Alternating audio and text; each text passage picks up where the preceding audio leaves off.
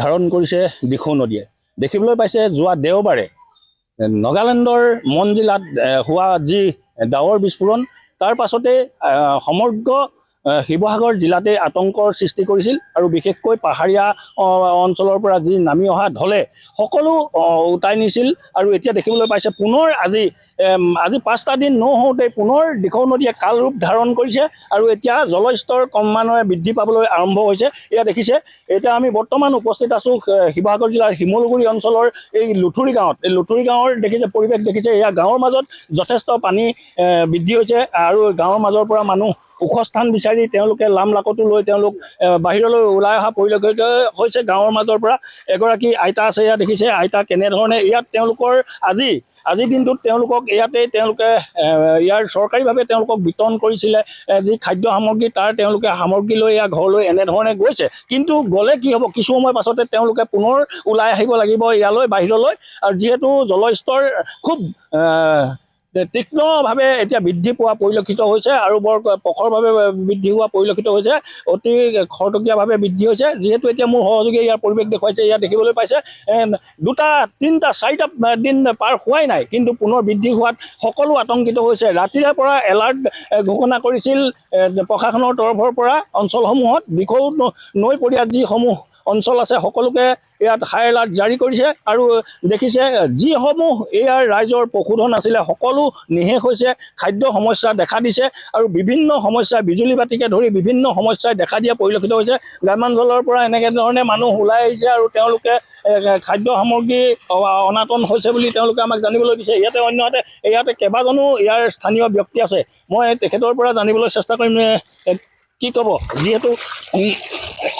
যিহেতু ইয়াত আপোনাৰ বৃদ্ধি হৈছে জলস্তৰ, কিন্তু এই জলস্তৰ বৃদ্ধি হোৱাত আপোনালোকৰ কেনে অসুবিধা হৈছে? জলস্তৰ মানে যোৱা দেওবাৰ দিনৰ পৰা ইয়াততো পূৰা পানীটো বেছিকৈ হৈ আছে। দেও সোম মঙলবাৰ কালি দিনটো অলপ পানীটো বহিছিলে, আজি আকৌ ওলাই আহিলে। আৰু এনেকুৱা হৈছে প্ৰশাসনে সেইদিনা চাওক, যিদিনাৰ পৰা ইমান পানী বৃদ্ধি হৈছে, আমাৰ এই লিকচন গাঁৱত 65 ঘৰ মানুহ আছে। 65 ঘৰত কিমান মানুহ থাকিব লাগিব? এতিয়া ইমান মানুহক এখন বোট নিদিলে, ইমান চিঞৰ বাখৰ কৰাৰ পিছতো এখন বোট নিদিলে, বোট এখন নাহিলে ইয়ালৈ মানুহখিনি উদ্ধাৰ কৰিবলৈ। কালি তাৰপিছতো ইয়াত বহুত জীৱ জন্তু ধৰি লওক গৰু ছাগলী হাঁহ কুকুৰা বহুত চবৰে নাইকিয়া হৈ গ'ল। আৰুতো আমাৰতো একোৱেই নাই, আমাৰতো ঘৰত শুবলৈ এখন কাপোৰ নাই, পিন্ধিবলৈ চোলাও নাই, যি চোলা পিন্ধি আছিলোঁ সেয়ে চব এনেকৈ পৰি চব উটাই লৈ গুচি গ'ল। ঘৰ ভাঙিলে, ঘৰ পিছফালটো ভাঙি দিলে। আৰু ইমান হেৰি কৰাৰ পিছতো প্ৰশাসনে এখন বোৰ্ড এখন নিদিলে আমাৰ ইয়াত, বোৰ্ড নিদিলে ইয়াত এখনো বোৰ্ড নিদিলে আমাক। ইমান চিঞৰাৰ পিছত ইমান বয়সস্থ মানুহ আছে, মানুহখিনি উলিয়াই নিবৰ কাৰণে এখন বোৰ্ড নিদিলে প্ৰশাসনে। ইমান কোৱাৰ পিছতো মই স্থানীয় MLAকো মই ফোন কৰিছিলোঁ বোৰ্ড এখন লাগে বুলি, তেখেতে যোগাৰ কৰি দিম বুলি কৈ পেলাই আমাক নিদিলে। আৰু চাওক এতিয়া পানী শুকাই যোৱাৰ পিছতো যিখন দুৰ্গোন্ধ ইয়াত, জীৱ জন্তু মৰি গৰু ছাগলী, ইয়াতেতো গৰু 4-5টা ইয়াতে সোমাই আছে এতিয়ালৈকে আৰু মৃত অৱস্থাত। এইটো চব মৃত, একো বস্তুৱে ইয়াত নাই। এতিয়া আকৌ দেখিছোঁ আজি আকৌ ধৰি লওক এতিয়া 1 ঘণ্টাই হোৱা নাই, এতিয়া আকৌ পানী মানে বাঢ়ি আহিব ধৰিছে, জলস্তৰ। কালি ৰাতি 2টা বজাত ইয়াত এলাৰ্ট কৰি দিলে যে পানী আহিব বুলি এলাৰ্ট কৰি দিয়াৰ লগে লগে ইয়াৰ মানুহ, গাঁৱৰ মানুহ যিমান আছিলে চব ওলাই যাবলৈ ক'লে। চব মানুহ, এতিয়া গাঁৱত কোনো মানুহ নাই, চব মানুহ ওলাই চব ষ্টেচন গুচি গ'ল, কোনোবাই কাৰোবাৰ ঘৰলৈ গুচি গ'ল, চব ৰাস্তালৈ ওলাই আহিছে। জীৱ জন্তু বুলিবলৈ নাই। আৰু এজনটো আছে, সেইজন দেখিছে, সেইজনেতো গোটেই ৰাতি 2টা ৰাতি, এটা দিন 2টা ৰাতি গছত উঠি থাকিলে। পানী কালি আহিছে ওলাই তেখেতে, পানী হেৰি কি বুলি কয় কমি যাওঁ। তেখেতলোকক উলিয়াই আনিবলৈও একো আমাৰ বোৰ্ড এখন ইয়াত নিদিলে। সেইকেইজনৰ কাৰণেও আমি বোৰ্ড লাগে বুলি চিঞৰি আছিলোঁ, কিন্তু নাপালে, তেখেতকো নাপালে। এইজনটো 2 দিন ধৰি 2টা দিন ৰাতি ধৰি গছতে উঠি থাকিলে। আৰু তেখেতৰো বহুত গাহৰি আছিলে, গৰু আছিলে, তেনেকৈ পুহিছিলে, বাৰী কৰিছিলে, খেতি কৰে, সেইবোৰতো অতি চব গুচি গ'লগৈ তেখেতৰ। দেখিবলৈ পাইছে এনেধৰণে ইয়াত যথেষ্ট তেওঁলোকে খুব তেওঁলোকৰ মনত। আৰু যিহেতু 2টা দিন পূৰ্বে ইয়াৰ পৰা পানী আঁতৰিছিল, কিন্তু আজি পুনৰ বৃদ্ধি হোৱাত তেওঁলোক পুনৰ শংকিত হৈছে। যিহেতু এজন ব্যক্তি আমি লগ পাইছোঁ, যিজন ব্যক্তি আজি ইয়াত কেইবাদিনো ধৰি গছতেই তেওঁ জীৱন নিৰ্বাহ কৰিলে। কি ক'ব আপুনি, কেনেধৰণে ইয়াত থাকিবলগীয়া হ'ল? গছত থাকিলে আপুনি কেনেধৰণে বাচি গ'ল?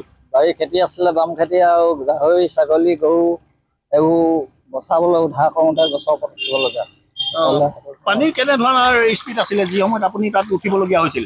পানী কাৰেণ্ট পুৰা একদম সাৰসৰণি পুৰা ধাৰ ধৰ পানী সুত পাকনি সুত আছিলে অ, আৰু এইবিলাকে পানী ওপৰেদি বাগৰিছিলে। বাগৰিছিলে। আপুনি কেইদিন থাকিলে গছত? মই দুদিন থাকিলোঁ। দুদিন গছতে থাকিলে? দুনিশা গছত থাকিলোঁ। দুদিন গছতে থাকিলে। আপুনি তাৰ পাছত পানী শুকালত নামিছে পানী নে? শুকালত নিজে আহিছে? নিজে আহিছোঁ। এতিয়া খোৱা বোৱা কি হৈছে আপোনালোকৰ? খোৱা বোৱা নাই, খোৱা বোৱা কি খাম মই ঘৰতো এতিয়া ঘৰলৈ আহিবই নোৱাৰিলোঁ। হয়, গৰু ছাগলীৰ লগত লাগি থাকোঁতে গৰু বচাব পাৰিলে নাই? গৰু বচাব নোৱাৰিলোৱে তেনেকে। গাহৰি অলপমান বচিলে, অলপমান গ'লগে তেনেকে চব দিশৰ সোঁতত গুচি গ'ল। গ'ল। হয়, এনেধৰণে দেখিছে যে এইজন ব্যক্তিয়ে তেখেতে দুটা নিশা দুটা দিন তেওঁ গছতেই কটালে আৰু এতিয়া দেখিছে এনেধৰণে ইয়াৰ পৰা জলস্তৰ ক্ৰমান্বয়ে বৃদ্ধি হ'বলৈ ধৰিছে। অতি প্ৰখৰভাৱে বৃদ্ধি হৈছে, অতি তৎপৰতা দেখুৱাইছে ইয়াত প্ৰশাসনৰ লোকে, কিন্তু দেখুৱালে কি হ'ব, তেওঁলোকে ফুটুকাৰ ফেন বুলি কৈছে ইয়াৰ ৰাইজে। এটা কথা উল্লেখ কৰিব লাগিব। নিশ্চয়কৈ মনোজ দত্ত এটা কথা ক'ব লাগিব যে নাজৰাবাসীয়েও এতিয়া অতি এক ভয়ানক বিপৰ্যয়ৰ মাজেৰে দিন অতিবাহিত কৰিছে আৰু এতিয়াও জলস্তৰ বৃদ্ধি হৈয়ে আছে। গতিকে শংকিত হৈ আছে যিসকল বানাক্ৰান্ত, তেওঁলোক অধিক শংকিত হৈ পৰা দেখিবলৈ পোৱা গৈছে। এই মুহূৰ্তত মনোজ দত্তক ধন্যবাদ জ্ঞাপন কৰিছোঁ।